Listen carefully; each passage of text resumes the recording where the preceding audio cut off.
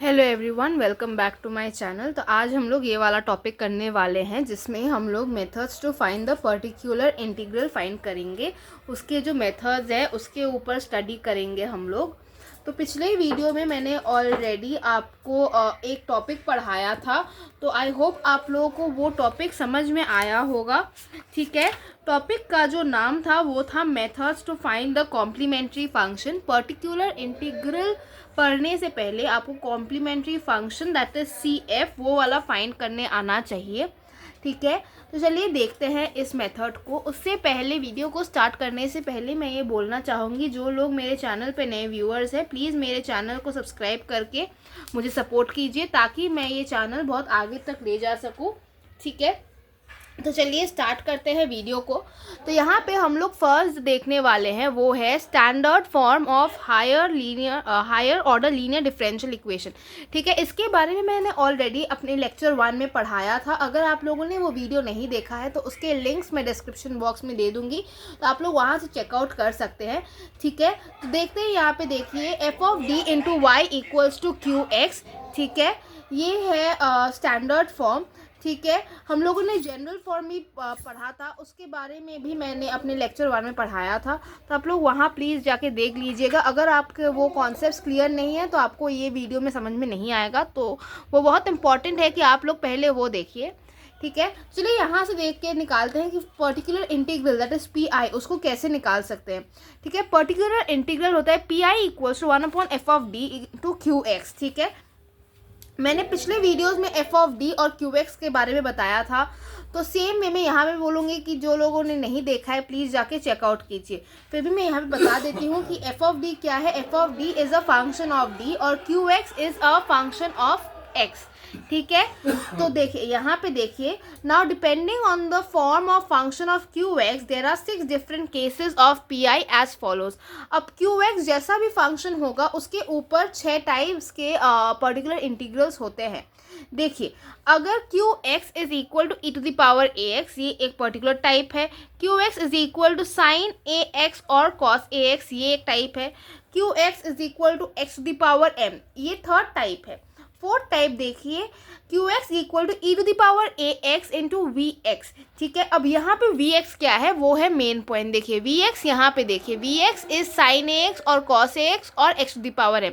Case number 4 में यहाँ पे आपका जो वी एक्स है वो इधर आपका ये वाला सेकेंड केस हो सकता है या फिर थर्ड केस हो सकता है। ठीक है, और फिफ्थ और सिक्स्थ केस का देखिए, Q X is equal to V X into X and sixth case है Q X equal to X to the power N into V X. ठीक है, अब यहाँ पे इन दोनों केसेस में वी एक्स क्या हो सकता है, सिर्फ केस नंबर 2 मतलब साइन ए एक्स और कॉस ए एक्स। मैंने यहाँ पे लिखा भी है, देखिए साइन ए एक्स और कॉस ए एक्स। ठीक है, यहाँ पे देखिए मैंने लिखा भी है, मेंशन भी किया है कि ये दोनों सिर्फ ये दोनों टर्म्स ही हो सकते हैं। यहाँ पे ये वाला टर्म जो है मतलब X to the power M यहाँ पे नहीं होगा। ठीक है, तो पी आई कैसे फाइंड करेंगे हम लोग, 1/f of D into Q X. ठीक है, तो प्लीज़ अपने कॉपी पेन्स में इसको लिख लीजिए। उसके बाद मैं आप लोगों को इसका जो केसेस जो है उसको एक्सपैंड करके लिखने वाली हूँ। तो आई होप आप लोगों ने लिख लिया होगा। मैं इसको रब करके इसके बाद वाले केसेस लिखूँगी। और मैंने ये वाला जो प्रॉपर जो राइटिंग है वो मैंने पहले से करके रखा था, क्योंकि वीडियो बहुत लंबा हो जाता अगर मैं ऑन स्पॉट लिखती, तो इसलिए मैंने पहले से लिख के रखा है। तो इसके बाद वाले टॉपिक्स भी चलिए पढ़ लेते हैं। तो देखिए यहाँ पे मैंने चारों केसेस लिखे हैं। अभी भी केस 5 और केस 6 बाकी है, क्योंकि यहाँ पे स्पेस थोड़ा सा कम है, तो उसको मैं नेक्स्ट पार्ट में लिखूँगी, इसी वीडियो के नेक्स्ट पार्ट में, मतलब थर्ड पार्ट में। यहाँ पे हम लोग सेकेंड पार्ट पढ़ रहे हैं जहाँ पे हम लोग केसेस को डिस्क्राइब करेंगे। देखिए, जैसे केस 1 में अगर आपका जो पी आई है वो है 1/f of D into E to the power A X, तो कैसे सॉल्व करेंगे। यहाँ पे हम लोग फर्स्ट जो चेक करेंगे वो चेक करेंगे डी आर। डी आर मतलब क्या है, डिनोमिनेटर नॉट इक्वल टू 0। यहाँ पे मैं लिख देती हूँ, आपको ईजी होगा, कंफ्यूजन नहीं रहेगा। तो यहाँ पे मैं लिख देती हूँ डी आर इज डिनोमिनेटर। ठीक है, आई होप अभी आपको कोई कंफ्यूजन नहीं होगा। D R is the denominator.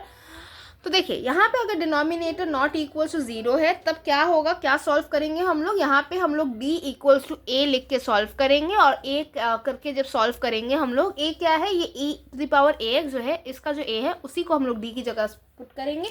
तो सॉल्व करने के बाद हम लोगों को इसका सोल्यूशन मिलेगा। केस 2 में भी सेम वे हम लोग देखेंगे। जब यहाँ पे देखिए 1/fd sine of a to the power sine of ax और cos ax जब होता है तब यहाँ पे देखिए क्या होगा, तब यहाँ पे हो जाएगा आपका जो है वो होता है d square equal to minus of a square provided denominator not equal to 0।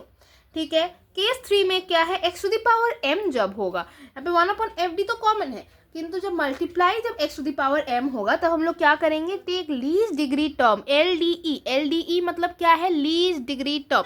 Copy में ये सब लिख के रखिए, आपके पास नोट्स होना बहुत ही ज़्यादा इम्पॉर्टेंट माना जाएगा। अगर आप लोग नोट्स नहीं रखते आपके पास तो आप लोग बहुत बड़ी मिस्टेक करने वाले हैं, क्योंकि आपको रिविजन के टाइम पे वीडियोस देखने से बेहतर है, ऑफकोर्स ये सब वीडियोस यूट्यूब पे रहते हैं, लेकिन मेरे सजेशन के मुताबिक मैं बोलूँगी कि नोट्स रखिए अपने पास, ताकि आप ऑन स्पॉट अपने नोट्स को रिवाइज करके, अगर आपको तब नहीं समझ में आता तब वीडियो को एक ऑप्शन मानिए और तब वीडियोस की तरफ आइए, लेकिन नोट्स आप बनाइए। इससे आपका जो कंसंट्रेशन है वो पूरी की पूरी तरह से आपका वो आपकी वीडियो के ऊपर, आपके स्टडी के ऊपर ही रहता है।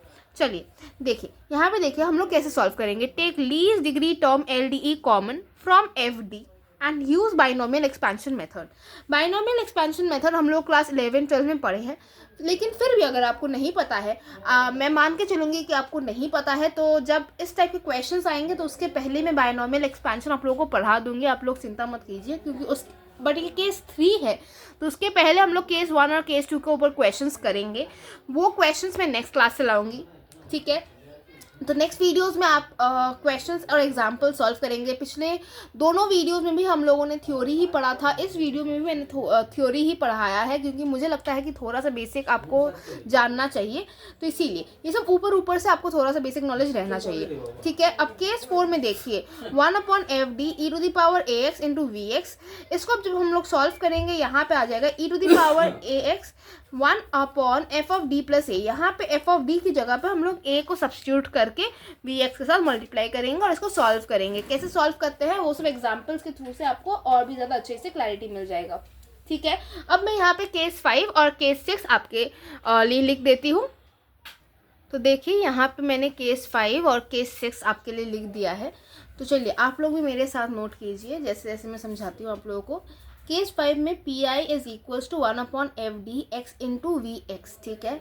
अब यहाँ पे देखिए इसका एक डायरेक्ट फॉर्मूला होता है, वो क्या होता है देखिए यहाँ पे x minus f' divided by fd into 1/fd into vx। f' क्या है, f' is the differentiation of d। देखिए f' हम लोग क्या लिखेंगे यहाँ पे मैं लिख देती हूँ d of d upon dx of d। ठीक है, ये होता है आपका f'। ठीक है। अब देखिए केस 6 में जो मेन पार्ट है, केस 6 में PI equal to 1/fd x to the power n into vx। ठीक है। अब यहाँ पे vx हम लोगों ने क्या बोला था, केस 5 और 6 में sin ax या फिर cos ax हो सकता है, और केस 4 में vx क्या था, sin ax और cos ax और x to the power m। ठीक है। ये सब जब एग्जाम्पल्स करेंगे ज़्यादा क्लियर हो जाएगा आपके लिए। फिर भी देखिए यहाँ पे जैसे हम लोग अगर sin ax होता है तब क्या अलग होता है, और जब cos ax होता है तब अलग होता है। देखिए जब sin ax होता है हम लोग इस प्रोसेस से सॉल्व करेंगे, जब cos ax होता है तो इस प्रोसेस से सॉल्व करेंगे। केस 6 को सॉल्व करने के लिए आपको ये जो बेसिक फार्मूला है जो आप लोगों ने बहुत पहले पढ़ा था उसको आप लोगों को पता होना चाहिए। That is e to the power of i theta is equals to cos theta plus i sin theta. ये हम लोगों ने कॉम्प्लेक्स नंबर्स में पढ़ा था। ठीक है, बचपन में। तो यहाँ पे देखिए आई थीटा, तो यहाँ पे आई क्या है, ये है मतलब इमेजिनरी पार्ट जो होता है √(-1). ठीक है, आई क्या है लिख देती हूँ मैं, आई होता है √(-1) जो कि पूरा इमेजिनरी होता है, ये होता है इमेजिनरी नंबर। ठीक है। तो देखिए यहाँ पे cos थीटा जो है उसके साथ कोई i मल्टीप्लाई नहीं है, तो ये हो जाता है आपका रियल पार्ट और ये हो जाता है आपका imaginary part. E I theta E to the power I theta is equals to cos theta plus I sine theta. Cos theta को हम लोग बोल रहे हैं यहाँ पे रियल पार्ट और साइन थीटा को आई साइन थीटा को बोल रहे हैं इमेजिनरी पार्ट। ठीक है, तो यहाँ पे देखिए जब साइन ए एक्स होगा तब हो जाएगा 1/f(d x to the power n sine A X. Sine A X को हम लोग लिख सकते हैं imaginary part of e to the power I X, और इस वाले पूरे को पार्ट को हम लिख सकते हैं imaginary part of 1/f(d e to the power I X into X to the power n। ठीक है, सेम वे में जब हम लोग cos ax लेंगे तब यहाँ पे इमेजिनरी पार्ट की जगह हम लोग रियल पार्ट को कंसिडर करेंगे। ठीक है, तो सेम प्रोसेस रहेगा, बस आपको इमेजिनरी पार्ट के वहाँ पे आपको रियल पार्ट कंसिडर करके आपको इस सम को सॉल्व करना है। तो आई होप आप लोगों को समझ में आया होगा। अगर आप लोगों को ये वीडियो अच्छा लगा है तो प्लीज़ मेरे चैनल को सब्सक्राइब कर दीजिए, इस वीडियो को लाइक कर दीजिए और इस वीडियो को अपने फ्रेंड्स के साथ शेयर कर दीजिए। अगर आप लोगों ने अभी तक मेरे चैनल को सब्सक्राइब नहीं किया है तो प्लीज़ मेरे चैनल को सब्सक्राइब करके मुझे सपोर्ट कीजिए। चलिए, I will meet you all in the next video. Till then bye bye.